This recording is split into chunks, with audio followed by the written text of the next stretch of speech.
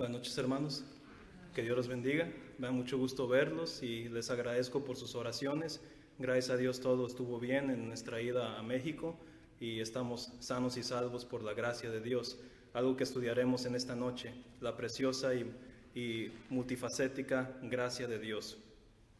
Por casi todo el año iniciamos y hemos estado continuando un estudio sobre los atributos de Dios. Es una exposición básica, pero teológica de las perfecciones de Dios, que perfecciones de Dios es un sinónimo a atributos de Dios. Son las cualidades divinas que solo Dios tiene o que solo Dios puede ejercerlas a su perfección. Y la razón del por qué he decidido dar esta serie de estudios es porque urge, hermanos, que el cristiano sepa bien todas estas doctrinas. Vivimos en una sociedad posmoderna en donde todo es relativo. Cuando digo relativo es a opinión subjetiva, de que en realidad hoy en día en la sociedad no existe principios o moralidad o principios pues universales, de que objetivamente hay ciertas cosas que están mal y que hay ciertas cosas que están bien. Y esto se aplica en todos los aspectos, especialmente sobre Dios. Fíjense que en los programas de televisión, cuando hay entrevistas, cuando quieren tratar un tema como de nutrición, se busca a alguien quien ha estudiado tales temas, como un nutriólogo, para que dé una opinión acertada sobre la nutrición. Lo mismo aplica con la medicina. Si en una entrevista o en un grupo de personas en la televisión están hablando sobre algo sobre la medicina, buscan a gente capacitada que hable de eso, como doctores, como enfermeros, etc. Y así va continuamente estos ejemplos que estoy dando. Pero han notado que en los programas de televisión o en la media, cuando se habla de Dios, por alguna razón no se buscan cristianos o no se buscan teólogos para que hablen de temas profundos, como por ejemplo Dios. ¿Quién es Dios y cómo es Él? Y normalmente en entrevistas dicen, aquí hoy vamos a hablar de Dios y aquí cada quien puede decir lo que quieran sobre Dios porque Dios es algo que es diferente para cada quien.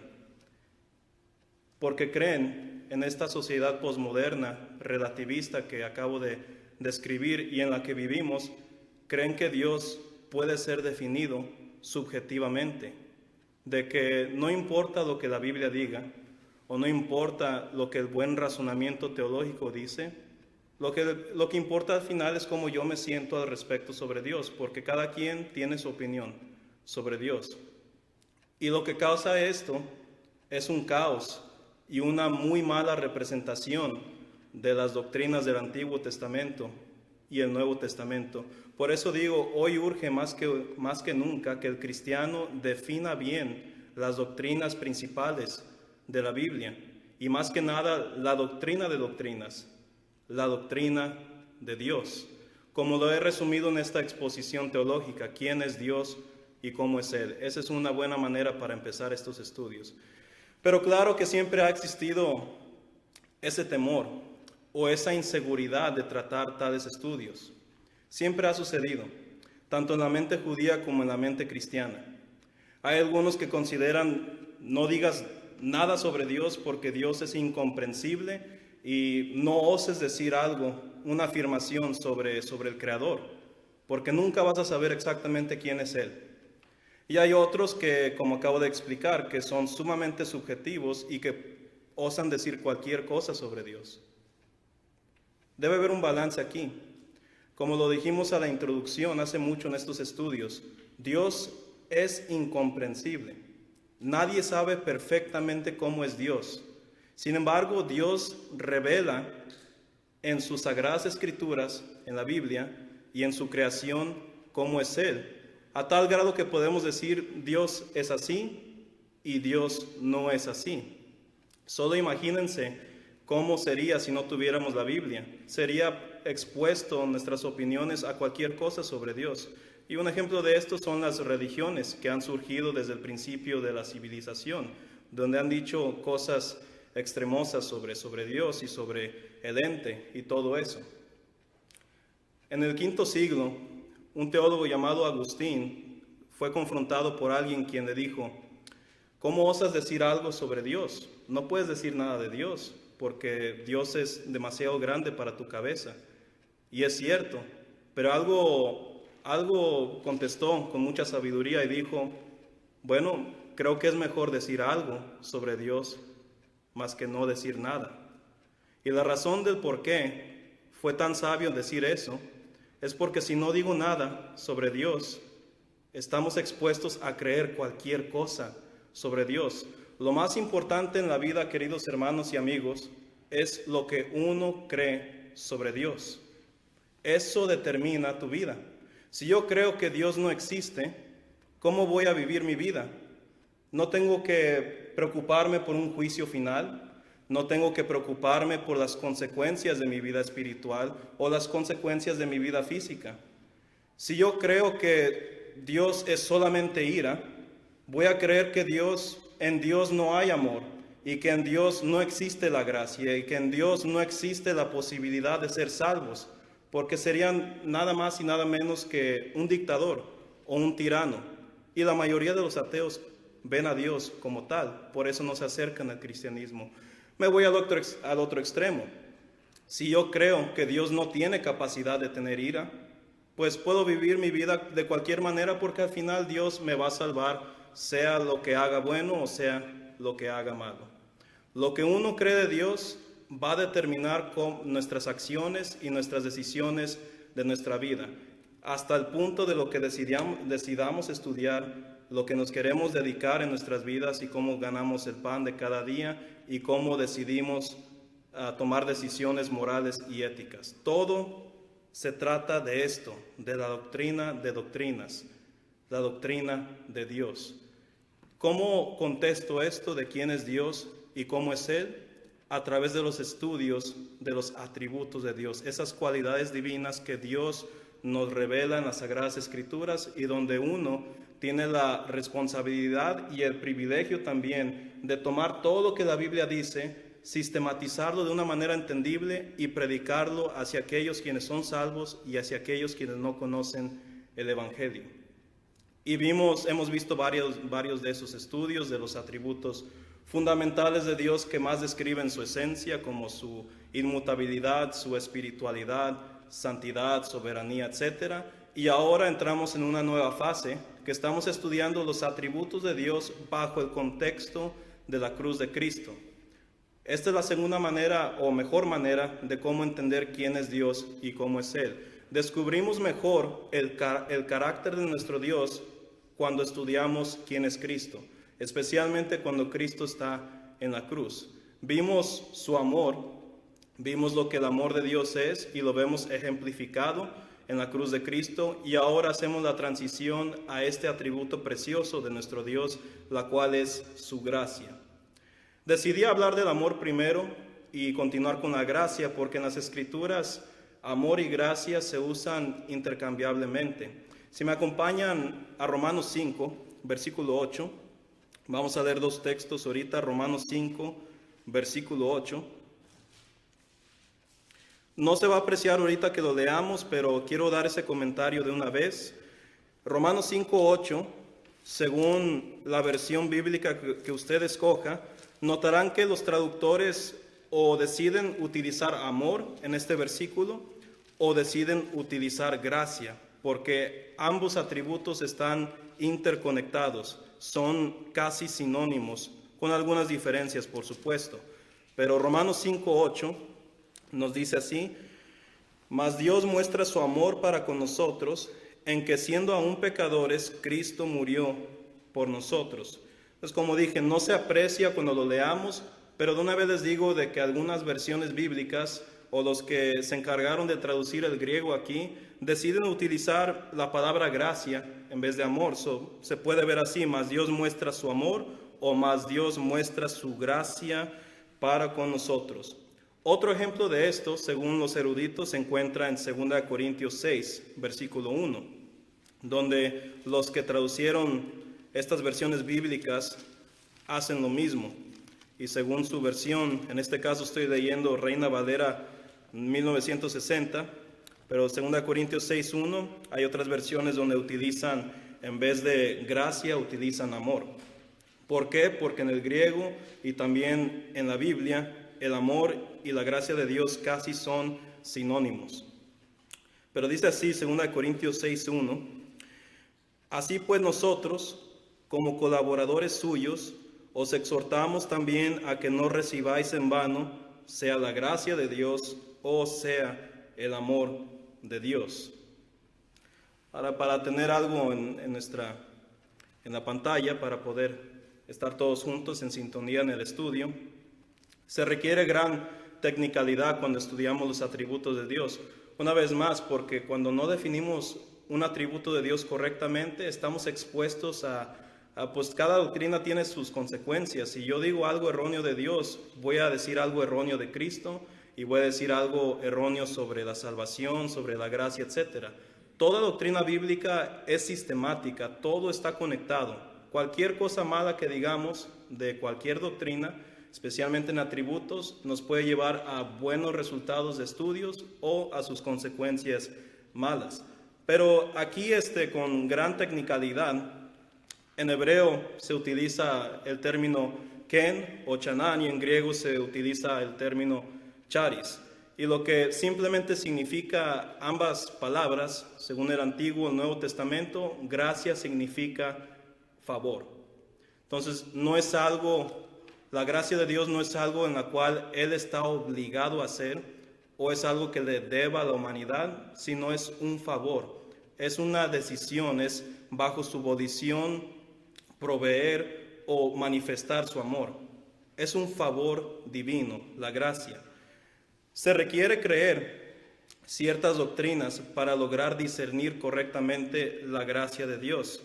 Pero antes de analizar esos puntos sobre esas doctrinas que menciono, una vez más con precisión y con la mayor tecnicalidad posible, aquí consideren las siguientes definiciones teológicas sobre la gracia de Dios. Aquí en la pantalla podemos leer, la gracia de Dios es la bondad inmerecida o el amor de Dios hacia aquellos que lo han perdido y son por naturaleza una sentencia de condenación. Entonces es el amor de Dios manifestado a aquellos quienes no merecen el amor de Dios. Y sea hoy o algún otro día en el próximo año, vamos a ver de que todo ser humano no merece el amor de Dios y por lo tanto entra la gracia. Y Pablo lo explica con mayor precisión en Romanos capítulo 5 y capítulo 6, que en la salvación consiste bastante de la gracia, bueno, en su totalidad la gracia, porque bajo esa doctrina vemos de que la salvación es algo que Dios decidió dar al ser humano porque no merece. Dios no está en deuda con el ser humano pecaminoso, Dios ofrece por su buena voluntad salvación porque es un favor divino y de eso consiste la gracia. Una definición similar a la previa que acabo de leer de Louis Berkhoff nos dice aquí en este segundo punto, la gracia de Dios describe a Dios como otorgando un favor perfecto a aquellos que no pueden merecerlo porque lo han abandonado y están bajo la sentencia de condenación divina. Añadiendo a eso, la gracia de Dios denota la bondad de Dios hacia aquellos que merecen castigo.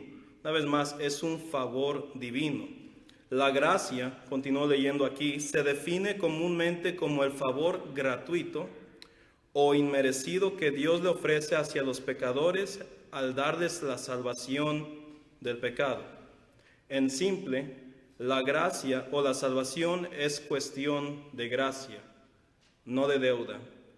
Ningún escritor del Nuevo Testamento, ni tampoco del Antiguo, porque en el Antiguo Testamento se habla bastante de la gracia de Dios, ninguno de ellos describe la gracia de Dios como una deuda que Dios tiene que pagar o algo que está obligado a hacer. Siempre se describe, tanto en su etimología como en sus doctrinas integradas, como un favor, algo que Él quiere dar por su buena voluntad.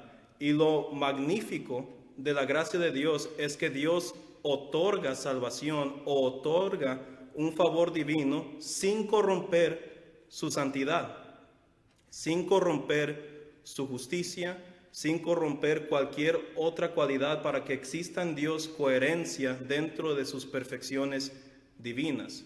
Entonces, por ejemplo, en la salvación, aun cuando Dios ofrece gracia a los pecadores, no tiene que hacer a un lado su ira, ni tampoco tiene que hacer a un lado su justicia para salvar al pecador. En Cristo Jesús balancea sus atributos sin corromper su justicia. Es lo que Pablo estaba contestando en Romanos, de que de seguro los judíos en ese entonces estaban molestos de que cómo que los gentiles, quienes hacían etcétera y etcétera de pecados, puedan ser salvos, si nosotros desde nuestra niñez hacemos estas cosas y conocemos el pecado. Se hace posible por la gracia de Dios, y lo hizo en Cristo Jesús sin corromper su justicia, porque Cristo Jesús pagó una deuda que nosotros teníamos que hacer. Hubo una transferencia de culpabilidad y de castigo hacia la persona de Cristo para que uno no tenga que sufrir esos méritos o esas consecuencias del pecado, y cómo Dios manifiesta su justicia ante el pecado y los pecadores también. Todo existe en coherencia en los atributos de Dios. Dios hizo una transferencia forénsica, es todo legal bajo la propia justicia de Dios, y por eso Pablo utiliza tanto término legal, por eso utiliza términos como justificación o como imputación en ciertas versiones de la Biblia, porque quiere dejar bien en claro Pablo que Dios no corrompió su justicia en Cristo Jesús al otorgarle salvación a los pecadores. Y eso es lo increíble, que Dios da un favor divino a los pecadores sin corromper su justicia, un favor divino que está en coherencia con su santidad y su bondad también. Esto es lo magnífico del brillante diamante del Evangelio de Jesucristo. Pero como ya tenemos bien en claro, es un favor divino.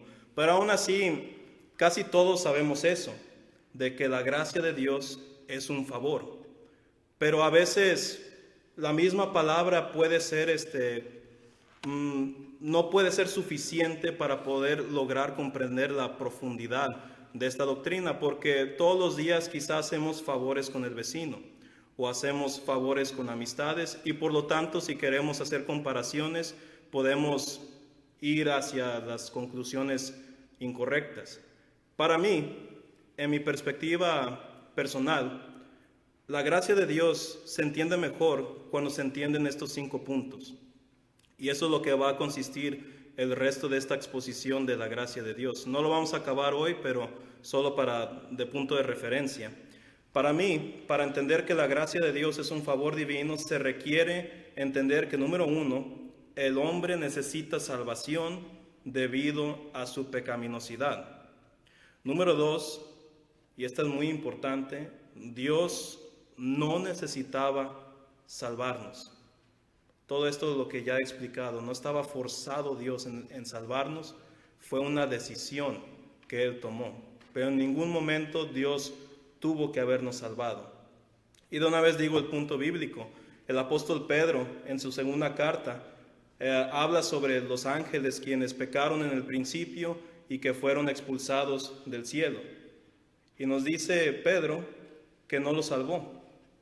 Dios decidió no salvar a aquellos seres celestiales quienes pecaron en contra del Creador.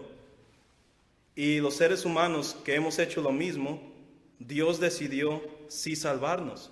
Por lo tanto, la gracia de Dios es una opción de Dios que Él no tiene que ejercer, y que no hay nada que pueda forzarlo a ejercer esa decisión.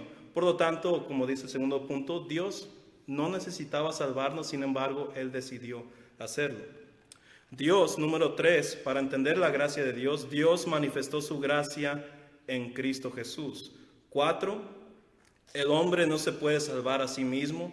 No podemos lograr acreditar o a trabajar por la salvación, porque la salvación personal requiere perfección absoluta en todos los sentidos, y ningún ser humano, como veremos próximamente, ha tenido la dicha de decir: soy perfecto como Cristo y no necesito salvación. Para lograr entender la profundidad de la gracia de Dios se requiere humildad y decir: yo no puedo salvarme a mí mismo. Y 5, lo que veremos es que la gracia de Dios requiere una respuesta de nuestra parte. Se tiene que recibir, pero se tiene que hacer algo al respecto. Se requiere fe, se requiere obedecimiento, se requiere bautismo y continuo crecimiento todos los días, que es el camino cristiano en corto. Lo que alcancemos en nuestro tiempo, en nuestra apreciación de la gracia de Dios, veremos el primer punto. El hombre necesita salvación debido a su pecaminosidad. De esto se requiere que definamos, una vez más con la mayor precisión posible, lo que es ahora el pecado. ¿Por qué Dios aborrece el pecado? ¿Por qué a Dios no le agrada el pecado y por ende al pecador? Bueno, no le agrada porque la Biblia nos dice que Dios ve el pecado de esta manera. Si me acompañan a 1 de Juan, capítulo 3, versículo 4. 1 de Juan, capítulo 3, versículo 4, veremos unos versículos bíblicos en que nos definen el pecado por nosotros y veremos por qué a Dios no le agrada. Y hasta en ciertos escritores, como en Proverbios y Salmos, que Dios llega o aborrece el pecado, porque es el antónimo o lo opuesto de su santidad, es el antítesis de su bondad. El pecado en sí es, para punto de referencia o de ilustración, es como el frío. Dios no creó el pecado es la ausencia del bien, tal como el frío es la ausencia del mal. Y lo mismo se puede utilizar el ejemplo como la oscuridad es la ausencia de la luz. El pecado es la ausencia de la bondad de Dios, de su gracia, de su excelencia. Y lo mismo con el pecador, se puede seguir ese procedimiento lógico. Pero 1 Juan 3, 4, fíjense cómo Dios define por nosotros con el apóstol Juan el pecado. Dice: todo aquel que comete pecado infringe también la ley, pues el pecado es infracción de la ley. Aquí nos define Juan lo que el pecado es. Es un buen comienzo para empezar a entender esto. El pecado es la acción de infraccionar la ley de Dios. Y Pablo, si me acompaña en 2 Tesalonicenses, capítulo 1, versículos 8 al 9, Pablo nos dice que el pecado es una deliberada desobediencia de la ley de Dios. 2 Tesalonicenses, capítulo 1, versículos 8 al 9. Capítulo 1, 8 al 9, segunda carta a los tesalonicenses.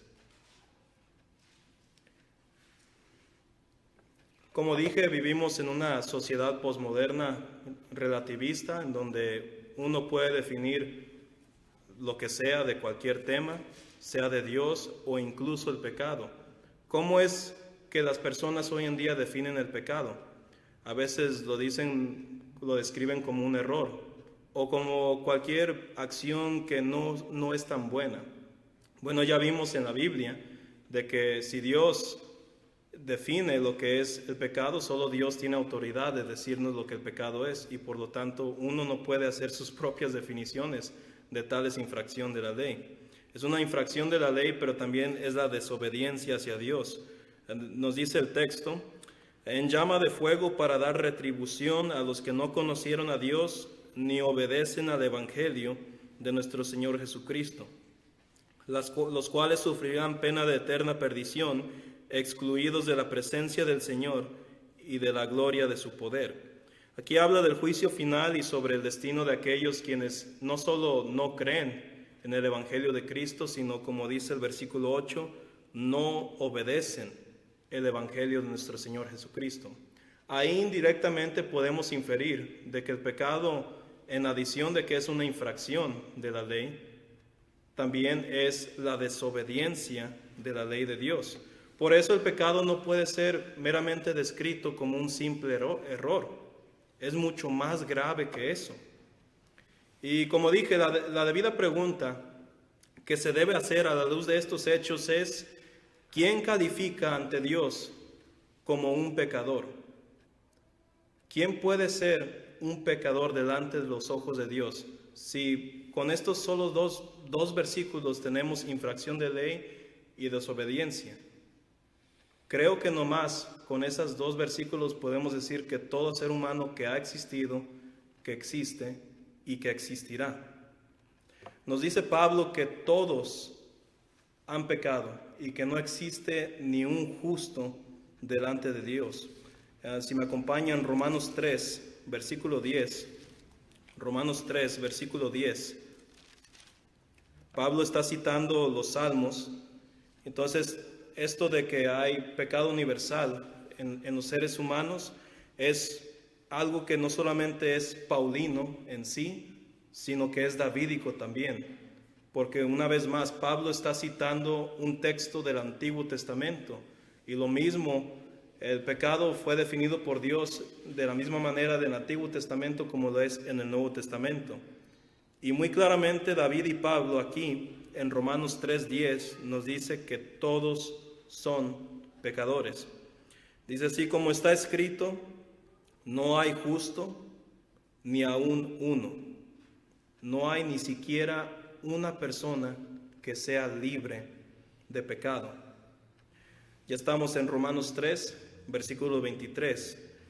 Si no fue claro lo que dijo David ahí y Pablo, lo hace más claro Pablo aquí en su comentario. Dice: por cuanto todos pecaron y están destituidos de la gloria de Dios. Ya hemos definido con la Biblia qué es el pecado, y ahora Pablo dice que todos han pecado, y ahora nos dice el resultado del pecado, la cual es ser destituidos de contemplar la gloria de Dios, de contemplar su santidad. Dios es santo, es completamente santo, y lo inmundo y pecaminoso no puede estar en su presencia. Y eso, por lo tanto, excluye a todo ser humano, que como dijo David y Pablo, todos han pecado, porque no existe ni un justo, ni uno solo ha existido. Y fíjense todo el linaje grande de la Biblia, personajes como Moisés, como David, como todos esos profetas buenos que tuvo nuestro Dios, pero que aún así la Biblia los describe como aquellos quienes han pecado. Y eso incluye a nosotros también. Es tan grave este problema del pecado que la Biblia dice que todo el mundo ha pecado y que todo el mundo, por lo tanto, está bajo el dominio y bajo la esclavitud del maligno. Primera de Juan 5, versículo 19. Primera de Juan 5, 19. Aquí nos dice la Biblia esto que acabo de mencionar.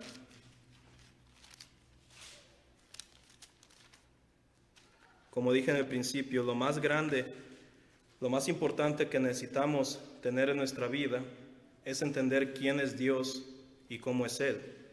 Como toda doctrina bíblica es sistemática por naturaleza, se requiere que afirmemos estas doctrinas que quizá a primer instante no son tan agradables, porque ¿quién quiere ser descrito como un pecador? Nadie.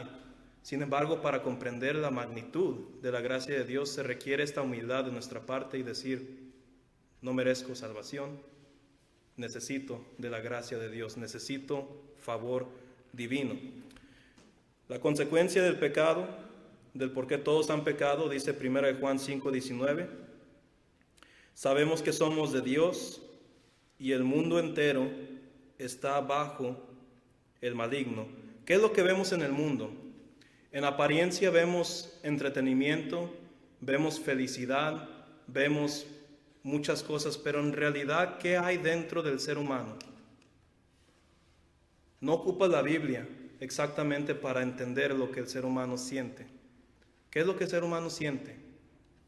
Se siente vacío, se siente triste, se siente incompleto, se siente deprimido, ansioso, se siente en constante tormento, en constante confusión, porque todo es relativo y porque no hay nada universal, no hay nada de objetiva, moralidad objetivas, no hay nada quien va a juzgar el malo y que va a juzgar los buenos.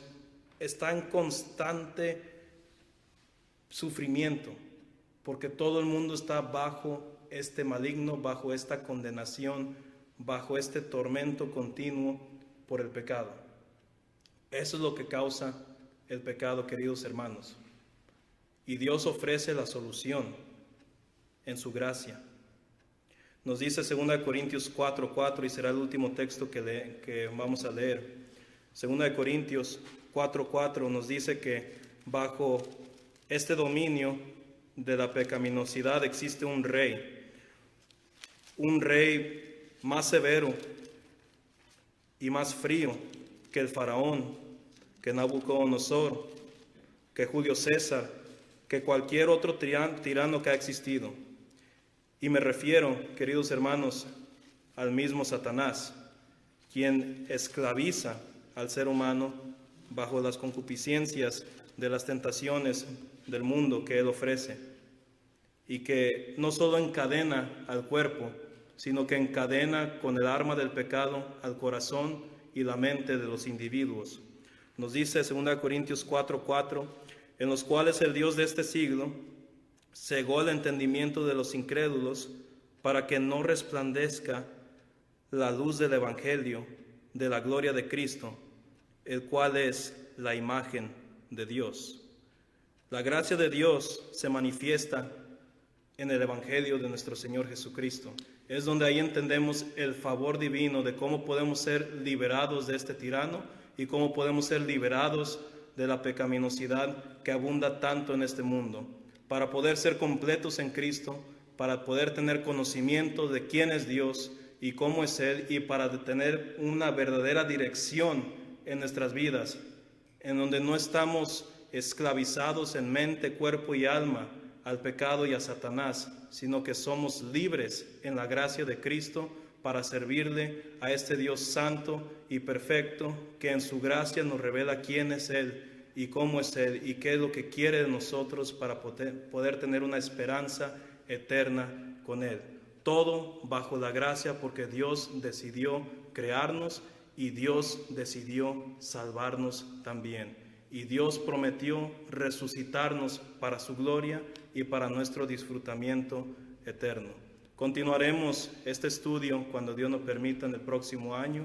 Que Dios los bendiga y muchas gracias por su atención.